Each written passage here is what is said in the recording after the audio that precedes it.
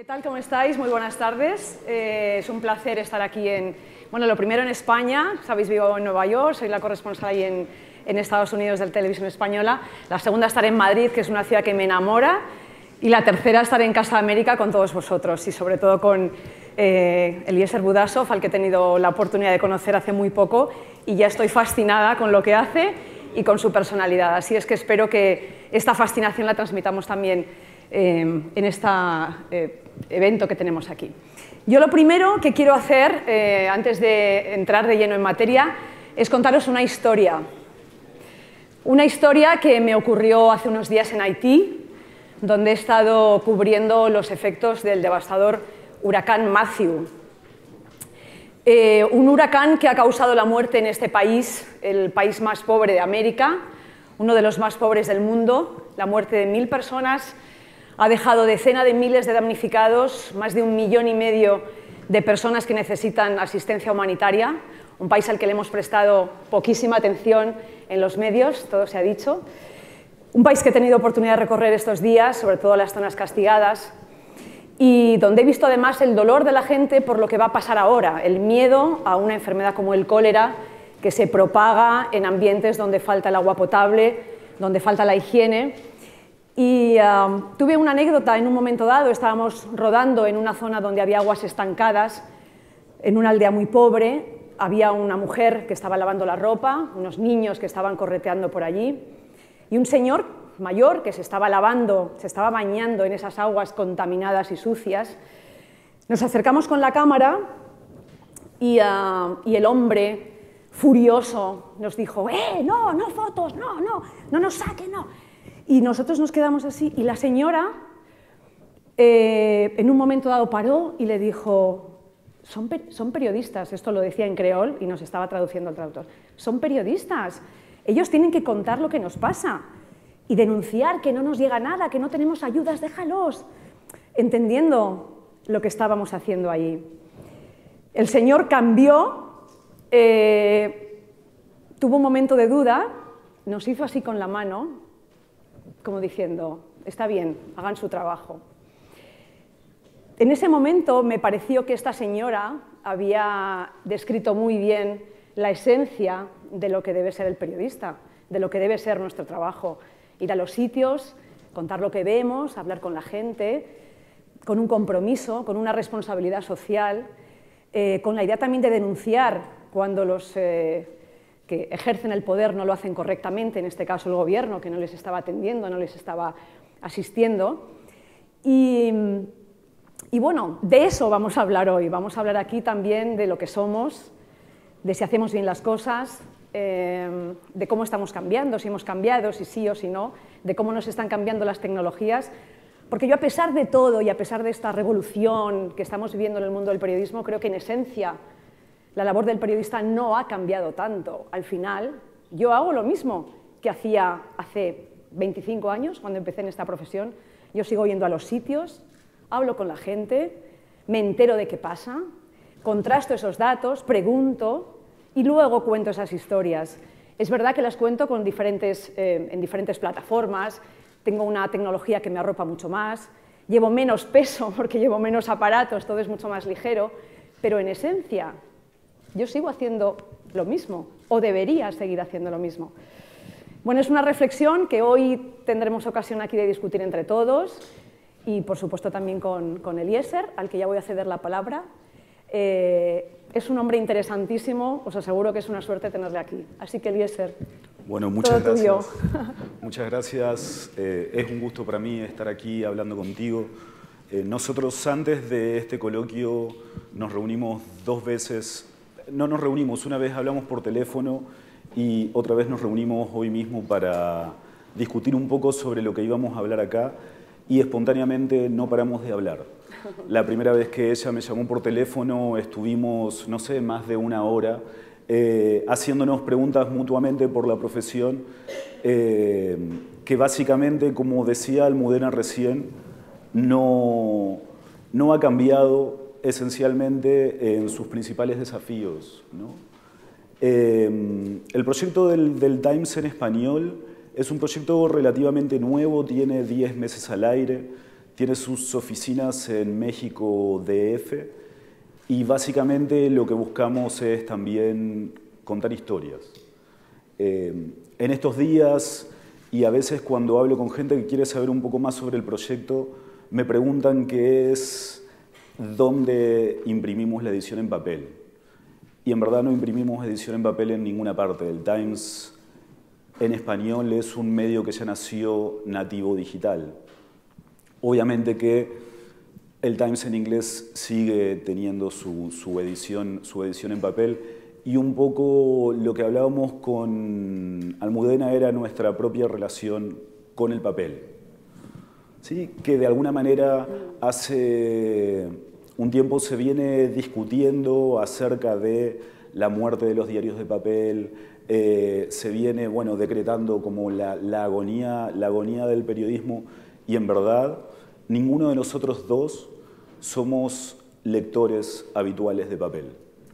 Y los dos de alguna manera nos hemos formado leyendo periódicos de papel, ¿no? Sí, comentábamos de hecho hace un rato que nosotros no consideramos que muera el papel significa que muera el periodismo, ni mucho menos. Exacto. Yo de hecho le contaba también a Eliezer que yo misma he ido desenganchándome del papel casi sin darme cuenta y no ha pasado nada en mi vida. Yo he sido siempre lectora de papel porque en mi casa entraban los diarios, mi abuela compraba el periódico, mi padre compraba el periódico, a mí de pequeña me mandaban al kiosco a comprar el periódico de mi familia.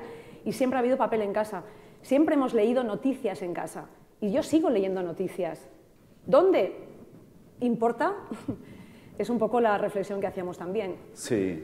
Bueno, y un poco lo que hablamos, sin embargo, digamos, también uno tiene como esta cosa fetichista. A mí me gusta tener los libros en papel, pero de todos modos puede ser que yo los lea en Kindle, o me gusta tener una edición de una revista en papel y puede ser que la lea en Internet, ¿no?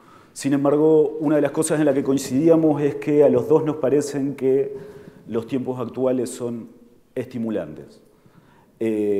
Así como hay un montón de gente que está muy preocupada por el futuro de los medios, nosotros dos estamos entusiasmados por el futuro de los medios. Yo tengo una visión particular por la cual me alegra mucho formar parte del proyecto del Times, y que tiene que ver con un periodismo que yo siempre quise hacer y siempre hice de alguna manera tuviese los medios o no para hacerlo. Siempre hice también un montón de cosas que me permitieran financiar el periodismo que yo quería hacer. Siempre tuve como esa convicción de que si tú de alguna manera te lo tomas muy en serio, encuentras la vía para hacerlo. Y el periodismo que yo quería hacer era contar historias que fuesen significativas y que de alguna manera no simplemente informasen, sino que nos ayudasen a comprender un poco más del mundo que nos rodea. Vamos a hablar, si te parece, del proyecto New York Times, porque bueno, supongo que a todos nos interesa, todos conocemos el proyecto New York Times en inglés, un referente mundial. Pero, ¿qué pasa con el New York Times en español? ¿Es diferente? Yo tengo, por ejemplo, colegas que me dicen, bueno, es que el New York Times en español no da noticias. A ver, no son breaking news, no hay noticias de actualidad, pero ¿qué quiere contar el New York Times y por qué lo quiere contar en español y para quién lo cuenta? ¿Qué público tenéis? ¿Los habéis identificado? ¿Cómo son? Porque sabemos que los que leen el New York Times suelen ser un poco las élites casi mundiales, ¿no? Es el periódico más influyente, como decía. ¿Quiénes leen el New York Times en español? ¿Y qué les contáis? Nosotros básicamente le estamos hablando a un lector que es como nosotros, ¿no? La redacción está formada por gente de distintas nacionalidades. Hay venezolanos, hay una colombiana, hay dos mexicanas, estoy yo que soy argentino, hay un español. Entonces, de alguna manera nosotros hacemos el periódico que a nosotros nos gustaría leer. Y eso implica que sí somos de alguna manera élites en el sentido de que somos gente a la que le interesa estar informada. Pero también, como vos decías, no es un sitio de breaking news que te está dando las últimas noticias, porque, bueno, nada, cuando yo llego, digamos, a sentarme en la computadora, a iniciar mi turno de trabajo, ya me enteré de las principales noticias del día. Sin siquiera haber intentado ir a informarme, ya me enteré de todo por Facebook, por Twitter, por la televisión, por la radio. lo sé casi todo, casi por ósmosis, ¿sí? Como nos sucede a todos. Entonces, lo que sucede es que tenemos cada vez más información, pero entendemos cada vez menos. Y cada vez verificamos menos también lo que recibimos. Yo antes lo comentaba con unos alumnos de la universidad, que creo que están por ahí. Necesitamos lo que siempre decimos. Tenemos esto que se habla de la infobesidad, ¿no? Esta acumulación de información. Lo que decimos siempre, necesitamos un contexto, que alguien nos explique eso, por qué pasa y dónde pasa. Y todo esto, pero necesitamos también, muy importante, la verificación de todo lo que estamos recibiendo, ¿no? Ese fact-check que hay ahora, que está lo hemos visto en los debates americanos, que por primera vez, incluso en directo, los debates en directo con la verificación de datos, todo esto hay que hacerlo también. Sí. O sea, hay muchos retos. Sí, y también, digamos, está el reto, vos hoy me comentabas de cuando fuiste a cubrir un tsunami y que de alguna manera tú tienes que pasar la información cruda, ¿no? Ha pasado tal cosa, en tal lugar hay tantas víctimas, hay tantos desplazados, tantas pérdidas en destrozos, pero de todos modos eso no ayuda ni a comprender exactamente lo que está sucediendo, ni a generar empatía. Entonces, ¿qué es lo que haces si tienes que, digamos, contarle al público español? El público de TVE es principalmente un público de España, ¿no? Sí, tenemos público, bueno, realmente es una televisión muy global, con vocación global, pero porque tenemos el canal 24 horas, que es de Todo Noticias, pero que se ve en todo el mundo por cable. Tenemos, obviamente, nuestra audiencia también en América Latina, en Europa, pero, bueno, digamos que nuestro público directo, obviamente, es España. Sí, lo que decíamos de la importancia de contar, a lo mejor, a través de pequeñas historias, que también pueden ser grandes, depende de cómo se juzguen, pero a través de las historias, a veces individuales, la importancia que nos dan para entender el contexto, ¿no? Entonces, yo le decía a Eliezer, y él también estaba de acuerdo, y también este estilo lo pone en práctica en su periódico, la importancia de que esas historias, al final, a mí me encanta el New York Times, que sobre todo son historias que se pueden leer además en cualquier momento y a cualquier hora. Y esto, que parece tan simple, pero que en definitiva es la labor del periodista, es contar historias. Y esto es lo que nos debe seguir sosteniendo. Hay veces que has tenido ganas de contar determinadas historias y tus editores han considerado que no eran para el público, por ejemplo, o al revés, ¿te han encargado alguna historia que te ha parecido una gran historia? Bueno, generalmente yo creo que cuando tú estás sobre el terreno, yo he tenido la suerte en mi profesión de casi todos mis años profesionales han sido como enviada especial a lo que llamamos breaking news, esas grandes historias. Realmente es un lujo. Cuando tú llegas a cubrir un tsunami a Indonesia, o llegas a la guerra de Irak, o llegas a la guerra de Afganistán, o llegas al tsunami de Japón, o llegas a Haití en medio de la devastación de un terremoto, de un huracán, ¿quién no encuentra historias? Entonces, generalmente es la persona que está sobre el terreno la que ofrece al editor, tengo esta historia. Claro, ya está en la sagacidad o en el buen hacer del periodista.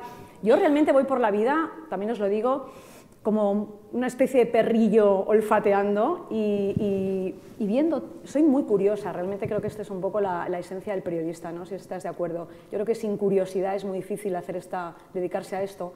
Entonces voy y estoy en un bar y estoy mirando, ¿este quién será? Y este tal, y voy en el metro y voy, o sea, yo ya de manera natural soy como oteadora Entonces no me resulta muy difícil llegar a un sitio y ver, este tiene una historia.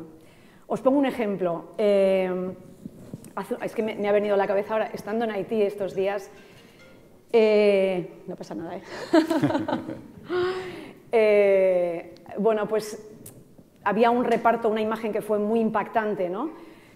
Una zona a la que no se había llegado todavía, no había llegado la ayuda humanitaria, era un pueblecito perdido de la mano de Dios, estaba todo devastado, un camino muy complicado de montaña, y entonces hacía 7, 8 días o 9, no sé cuántos, que no llegaba nada de ayuda, no tenían agua, no tenían comida, y de pronto llegó el primer camión de distribución, llevaban unos sacos de arroz. Seguimos al camión, rodamos una imagen impresionante de la gente desesperada, las manos, peleándose unos con otros. Bueno, una imagen, pero no era una historia. ¿Dónde estaba la historia? Pues detrás de la gente que cogía cada uno de los sacos. Entonces seguimos a 2 personas, una señora muy mayor, ella no sabía ni la edad que tenía, y decidimos seguirla. Ya se cogió el saco y descalza fue caminando. Y yo la vi y dije, esta señora tiene una historia, tiene que tener una historia. Una señora que está sola, descalza, mayor, que le temblaba los brazos cuando cogía el saco porque no podía con su peso. Un ejemplo.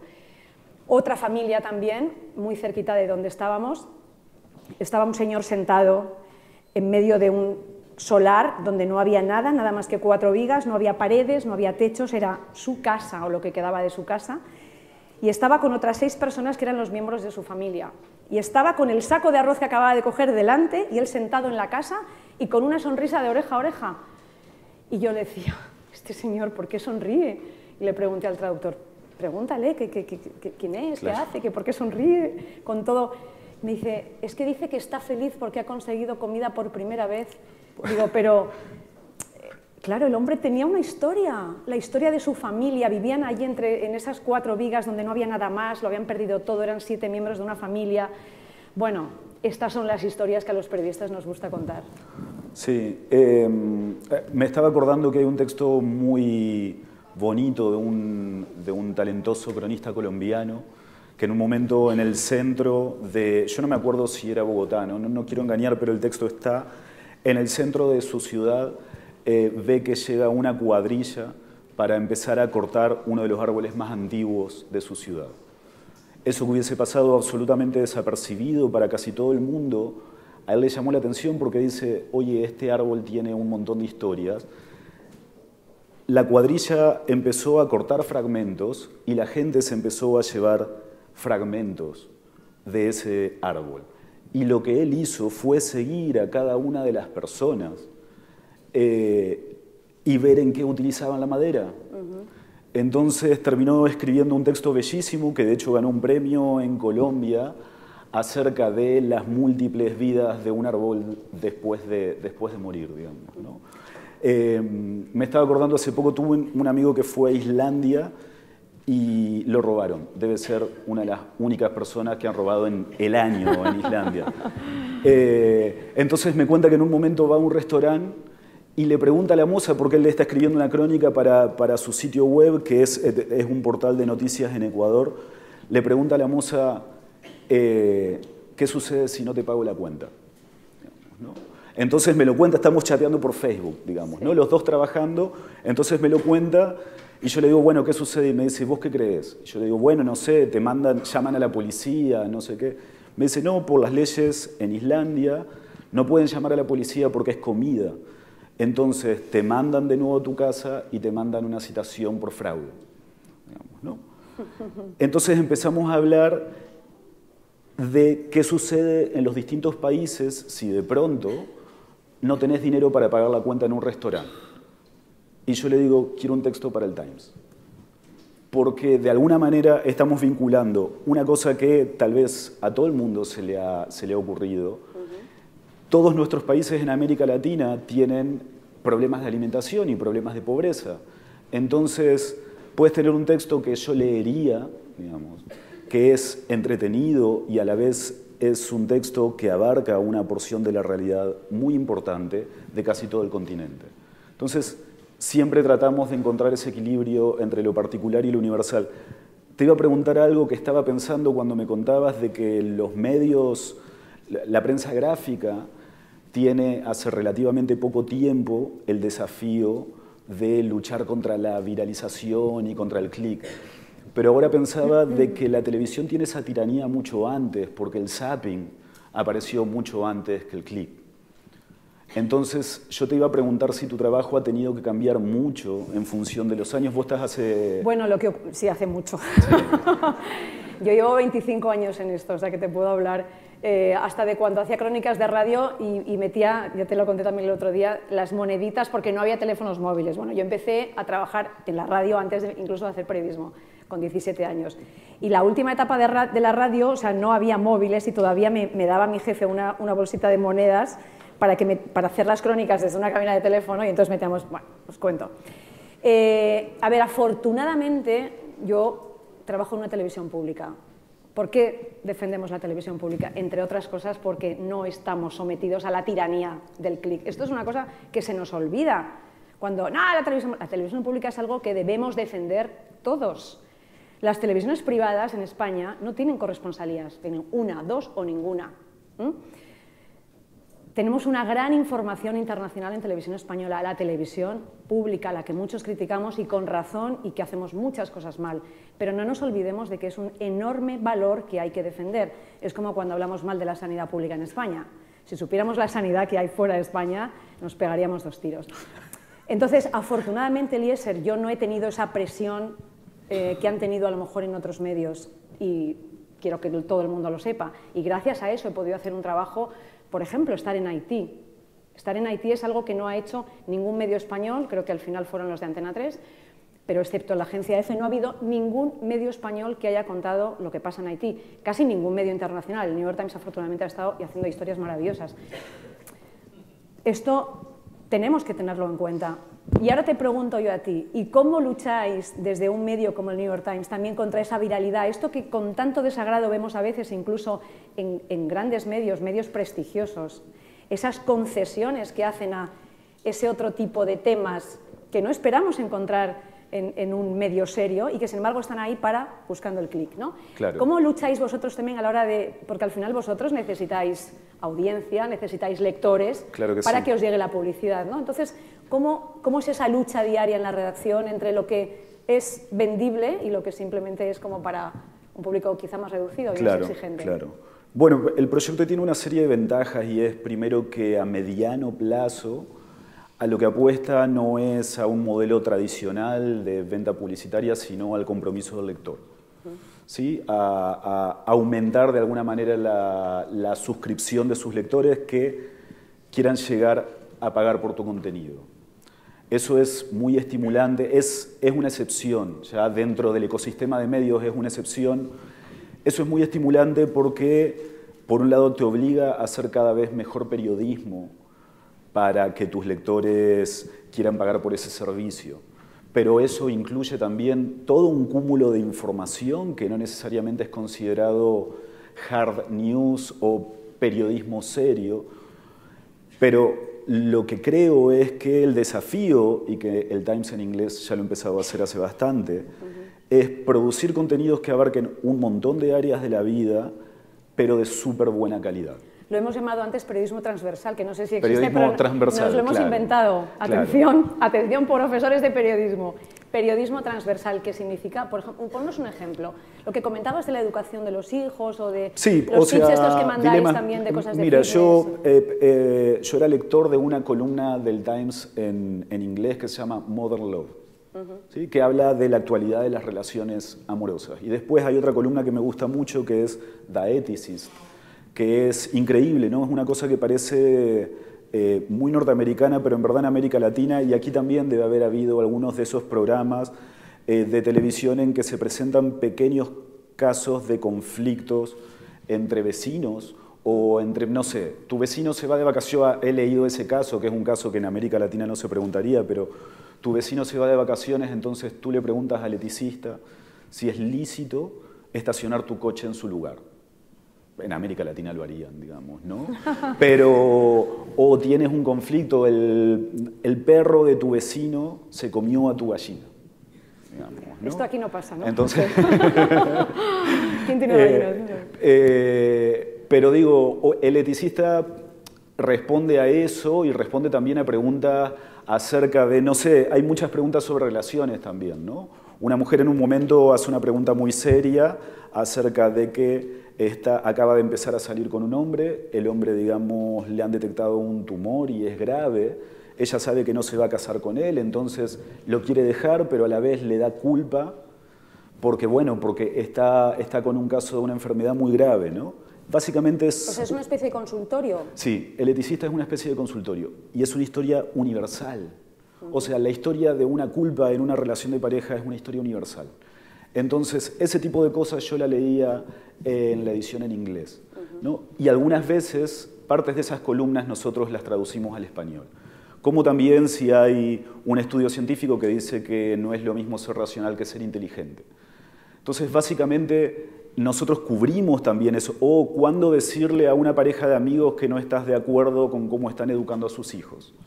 Este tipo de contenidos que son contenidos, perdón. Para ayudar en la vida en general, ¿no? Sí, son contenidos virales, pero que abarcan una porción de nuestra vida cotidiana que es universal y que atraviesa a todos. Son cosas que nosotros hacemos, pero a mí me parece que tienen algo esencial y es que no subestiman a su público. Bueno, la cosa buena del New York Times es que todo lo que hacéis lo contáis muy bien. Es que eso, claro, estos mismos temas que tú estás proponiendo aquí, que incluso nos pueden sorprender, pero claro, yo he leído algunas de estas secciones del New York Times en inglés, claro, son maravillosas. Desde el que escribe, el que te da una opinión sobre un tema que ya ha consultado, ya ha investigado, o sea, no es un cualquiera que te está ahí, sino es gente cuya opinión es interesante. Por tanto, es lo que decimos siempre, contenidos pero de calidad. Y en este caso, ¿no? Es un periodismo muy transversal porque toca muchas materias diferentes, pero supongo que la calidad, el cómo hacerlo bien, cómo contar todo eso, pero bien contado, ¿no? Mira, incluso antes de que yo entrase a formar parte del proyecto en español, obviamente nuestra gran cantera de contenidos es el Times en inglés. Y de ahí se hace una curaduría y una selección de contenidos que se traducen al español, y un 70% de nuestro contenido es traducción de contenido original del Times en inglés. Antes de que yo entrara, algunas de las historias que más se viralizaron y que más se leyeron es una que ha sido ganadora del Pulitzer, que se llama Morir solo en Nueva York. Sí, ¿no? Lo recuerdo. Que tiene, digamos, es un texto maravilloso, largo, acerca de una persona que muere sola y nadie alrededor se da cuenta hasta tiempo después. Se publicó también, antes de que yo llegara, una historia de 21.000 palabras sobre una mujer enferma con Alzheimer.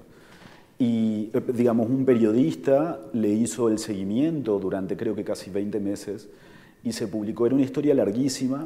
Además se hizo vídeo también, fue aquello que decimos de las diferentes plataformas. Claro, ¿no? de abarcarlo de diferente modo. Pero lo mismo, vamos, lo que tienen es como un componente universal, que de alguna manera no importa si vos estás en España, en Argentina, en Colombia, en Centroamérica, hay determinado tipo de historias que pueden generar como empatía y conmoción e interés y necesidad de comprensión en todo el mundo. También te voy a decir algo, y es que creo que esto está fenomenal y comparto contigo este tipo de contenido y de historias magníficas, pero también es verdad que juegan con bastante ventaja, todo hay que decirlo, sí, porque afortunadamente el New York Times tiene eso de poder dedicar a lo mejor una sola persona, a un grupo de personas durante un año a hacer una historia, que yo esto cuando me enteré me pareció maravilloso que eso pudiera existir, pero existe. Yo recuerdo también un reportaje premiado, creo que fue con el Pulitzer hace 2 años, también muy simple, dices, porque a ti eso te lo encarga tu editor en un medio local y tú dices, pero qué chorrada, ¿por qué me encargas esto? Pues a ver, el tema era recorrer los, ¿cómo se llaman estos sitios donde se hacen las uñas? Bueno, sí, manicura. Manicura y pedicura, pero sí, no sé si tienen un nombre aquí, bueno, sabéis a lo que me refiero, ¿no? Sí. Bueno, Salud de uñas. Esto a la Miami, ¿no?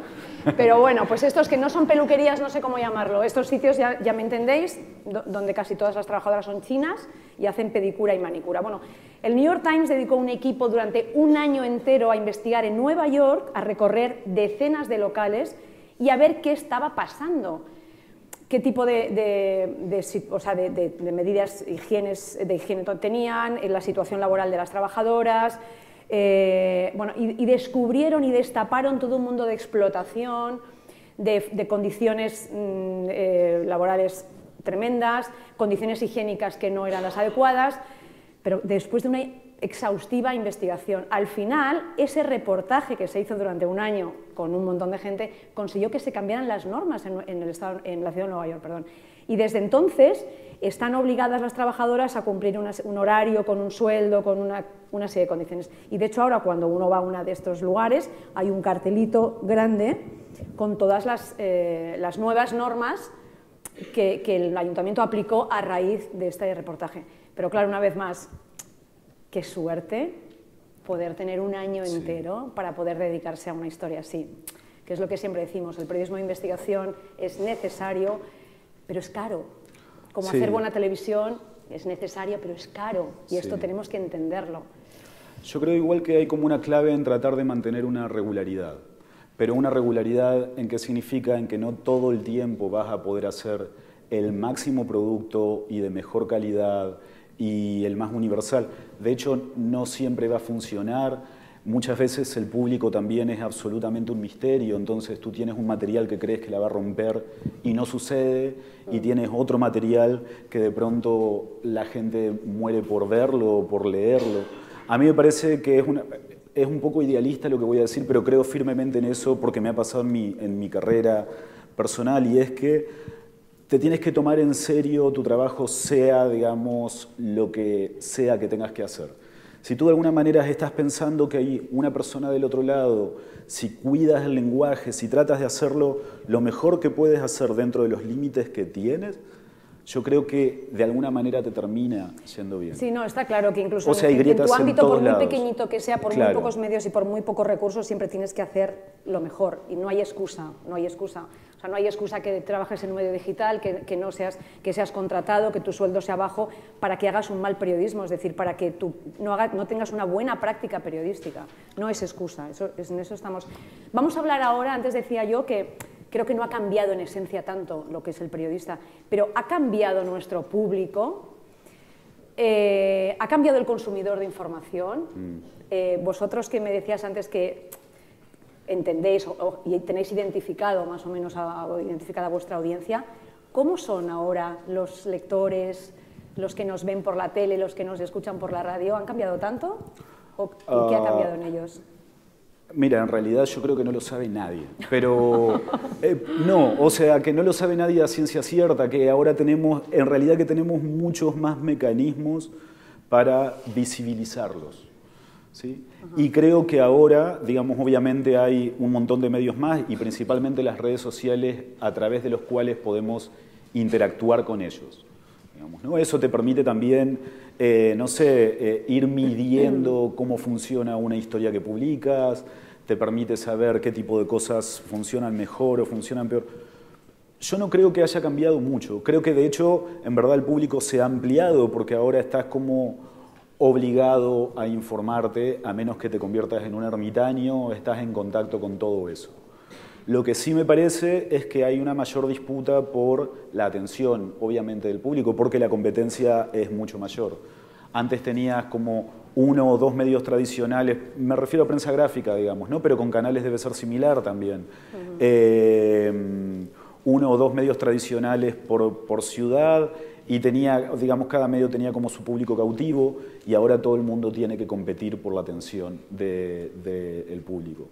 Para mí, pero es una opinión personal, cuando tenés tanta variedad de fuentes de información, digamos, como la competencia está en qué valor agregado le das a eso. En cómo contás una historia, en cuál es el atractivo que pones en la narrativa, pero también en la seriedad y en la profundidad. Para mí el público no ha cambiado mucho y simplemente lo vemos más. Digamos, ¿no? La gente comenta debajo de las noticias hay más interacción con ellos. Hay más también. interacción, comentan cosas horribles. Para bien y para mal. Sí, tal cual. Porque a veces nos dicen cosas que no nos gustan. Antes decías tú que si efectivamente el público que tenemos fuera el que se manifiesta en las redes sociales, realmente sería la muy humanidad triste, está terrible. porque a veces sacamos lo peor de nosotros en las redes. Sí, pero ¿y a vos qué te parece? Sí, estoy completamente de acuerdo. Lo de Twitter a veces te entran ganas bueno, lo que ha hecho mucha gente, ¿no? Cerrar la cuenta. Pero bueno, supongo que todo esto también pasará. Estamos descubriendo todo esto, estamos descubriendo las redes, estamos descubriendo, creo que los públicos, el valor que tiene, bueno, el que hay una puerta abierta, que tú decías también antes cuando comentábamos, gracias a la cual pueden expresarse. Claro. Es que claro, antes esto era monodireccional. Exacto. O sea, nosotros contábamos cosas a ese público y sabíamos muy poco de ellos, ¿no? Ahora las contamos, inmediatamente recibimos un feedback, a veces bueno y a veces malo, ¿no? Pero ¿y has notado que se te ha cambiado el modo de consumo a vos como periodista, como consumidora de información? ¿Y lees algunos de los medios nativos digitales que han salido, no sé, BuzzFeed o The Huffington Post? A mí todo lo nuevo que sale me interesa mucho, y sobre todo todas las formas nuevas de contar, porque es mi mundo. O sea, yo quiero saber cómo lo cuentan los demás para saber qué está pasando, ¿no? Lo que decía antes de la curiosidad, ¿cómo no voy a tener curiosidad por mis compañeros, por lo que hacen las cosas nuevas? Todo me interesa. lo que eso también nos hace cambiar a nosotros. Yo, por ejemplo, ahora, otra vez vuelvo al caso de Haití, yo voy a Haití y cuento una historia, pero yo ya tengo que hacer un Facebook Live desde Haití, ya estoy interactuando con mi público, ya la gente me pregunta cosas, ¿y cómo está? Ya estoy tuiteando todo el tiempo, incluso antes de que nuestros vídeos salgan en televisión, ya estamos tuiteando pequeños, fotografías o pequeños pedacitos de vídeo. O sea, todo eso es... tenemos nosotros además el canal 24 horas en el que estamos haciendo directos constantemente, crónicas por la radio, o sea, todo eso también es mucho, ¿no? Mucha carga de trabajo. A veces eso te implica, por supuesto, trabajar mucho más, tener menos tiempo también para a veces hacer un trabajo más en profundidad, pero bueno, estamos ahí y enseguida conectamos. Yo, por ejemplo, una cosa que me ha encantado también, volviendo otra vez a lo de Haití, que es lo que tengo más reciente, cómo la gente en las redes me decían, gracias por estar ahí, gracias por contarlo, qué bien que nos cuentes, que nos abras los ojos, Haití. O sea, esto me gustó, porque realmente cuando mi medio nos mandó, es un riesgo, porque lo que decía antes es una apuesta, es caro. Haití no está, bueno, es que a quién le interesa Haití, ¿no? Pues claro que nos interesa, pero es que Haití, pero es lo que tú decías, no subestimemos al público, la gente quiere saber y la gente es exigente, mucho más de lo que pensamos. Entonces, bueno, por ahí que...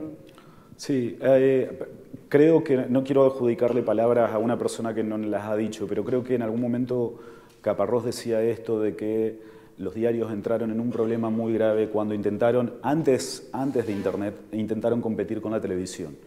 En algún momento cuando empezaron a poner fotos más grandes, textos más chicos, que es cierto que han cambiado los hábitos lectores, pero él decía, sobre todo me parece que se refería a los suplementos culturales, decía, es terrible porque están haciendo suplementos culturales para gente que no lee. O sea, están asumiendo que su lector no lee.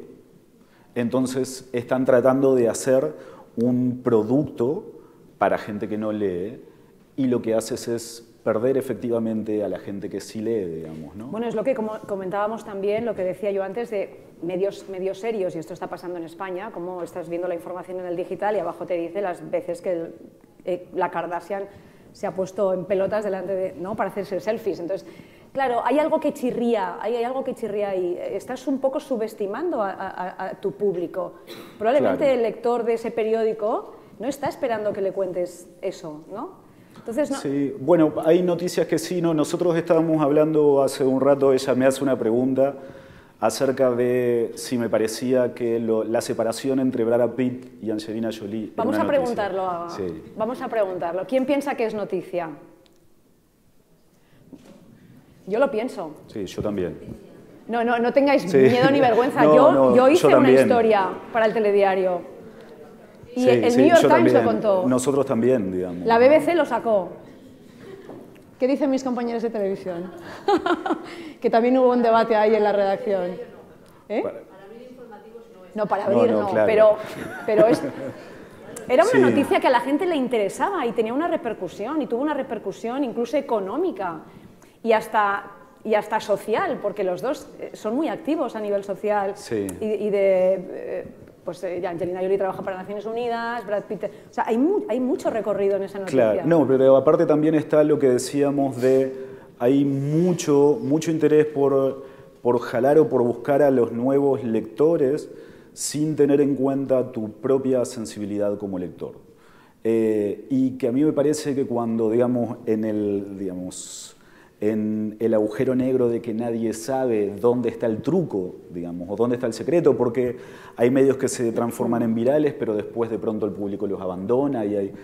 Creo que una cosa muy importante es esto de no subestimar al lector, y no subestimar al lector es algo que implica con tener una sensibilidad de uno mismo como consumidor de información. Yo algunas veces he tenido que trabajar dando talleres con chicos en la universidad que recién empiezan o con adolescentes. Entonces, siempre digo no podés escribir si no te gusta leer. Es como tratar de ser cocinero y que no te guste comer. ¿No? Entonces, básicamente uno necesita tener una sensibilidad adquirida respecto a eso. Me parece que es lo mismo con la televisión, ¿no? Sí. Con la radio. Bueno, con lo que decía antes de la curiosidad, es muy difícil que tú seas periodista si no sientes curiosidad por lo que pasa a tu alrededor. O sea, no. Claro. ¿No? Vamos a hablar ahora, decíamos antes que éramos optimistas. Antes también me ha venido un profesor de universidad con unos alumnos, que creo que están por aquí, y me dice, mujer, diles algo, unas palabritas para animarlos, que están todos muy deprimidos y todos diciendo que esto no va a ningún sitio. Bueno, pues Eliezer y yo somos muy optimistas sobre el futuro, que no es futuro, es presente, es lo que está pasando ya, es sobre el periodismo que se está haciendo, sobre nuevos modelos de negocio, sobre nuevas formas de contar, sobre nuevos proyectos muy interesantes. Y me decía una cosa antes que me ha encantado. El mejor periodismo que se está haciendo ahora no es el periodismo que hacen los grandes medios, es el periodismo que hacen medios locales, medios pequeñitos, proyectos que igual no conocemos aquí, pero que están... Bueno, incluso en España también hay cosas interesantes. Nuevas formas de contar. ¿Qué está pasando? Incluso un periódico como el New York Times está utilizando lo que se llama co-creación de contenidos. Ellos, por ejemplo, ahora nos lo contará Eliezer, vosotros en un momento dado, si queréis hacer una historia que quienes más la conocen es un grupo de periodistas locales que han estado trabajando en eso, vais y les pedís colaboración. Cuéntanos cómo... Bueno, ahora yo estuve el mes pasado en la entrega de los premios García Márquez en Medellín y también me sorprendía que la gran mayoría, si no todos, los que terminaron ganando son gente que trabaja en medios alternativos o en organizaciones periodísticas que se han creado, o la historia que ganó en texto es de una brasileña muy buena que se llama Natalia Viana, que fundó hace algunos años algo que se llama Agencia Pública y que es una agencia de noticias en portugués cuyo contenido es abierto. Y ella pudo darse el lujo de escribir una historia larguísima porque tienen un medio diferente. ¿Y cómo lo financiaba? Que eso es importante. Bueno, ellos terminan financiando con fundaciones y con organizaciones, a veces encuentran, digamos, lo que yo percibo, lo que yo siento es cuando yo estudiaba, si tú querías hacer periodismo, aspirabas a entrar a la redacción de un periódico. Yo trabajé en la redacción del diario Uno de Entre Ríos y trabajé en el diario La Capital de Rosario, en periódicos del interior de provincia y la pasé muy bien, pero progresivamente a mí me sucedió, y creo que le sucede a muchos periodistas de América Latina, hoy la gente que quiere hacer periodismo ya no está aspirando a trabajar en medios impresos. En medios impresos o digamos como en los medios hegemónicos de cada uno de los países. Porque realmente por su subsistencia muchas veces tienen muchos límites políticos y económicos y también, digamos, en esta disputa del público y de cosas se han ido sacando cosas interesantes o se ha ido dejando de apostar, por problemas de recursos se ha ido dejando de apostar también a, bueno, pagarle a un equipo de investigación que haga una historia. Entonces hay muchos periodistas que están haciendo muchas cosas interesantes en América Latina y lo hacen por fuera de los medios tradicionales. Y están viendo encontrar la manera y están explorando nuevos caminos de financiarse de eso, hacen crowdfunding o se asocian con organizaciones o hay fundaciones que pagan eso, o hacen periódicos digitales como El Faro en Centroamérica y de alguna manera juntan, digamos, algún tipo de financiamiento con también, o prueban modelos de suscripción, pero de alguna manera, o sea, la gente que quiere hacer periodismo lo está haciendo en este momento por fuera de los medios tradicionales. Esa es mi visión. Los alumnos que los veo ahí, tomad nota de esto que es muy interesante. Ojo, perdón, una cosa que quería decir es que también de todos modos en los medios tradicionales yo creo que hay grietas, que en todos. No solamente que algunos de pronto empiezan a hacer cosas buenas porque están apostando a eso, sino que yo que trabajé en medios del interior de Argentina, encontré en cada uno de ellos grietas y editores apasionados que apoyaron un tipo de periodismo que antes no se hacía o que me daban 4 páginas un domingo para escribir una crónica larga y lo hacían. O sea que o se hace por fuera o se buscan las grietas, pero creo que siempre hay un modo de siempre hay hacerlo. una oportunidad. Sí. Interesante.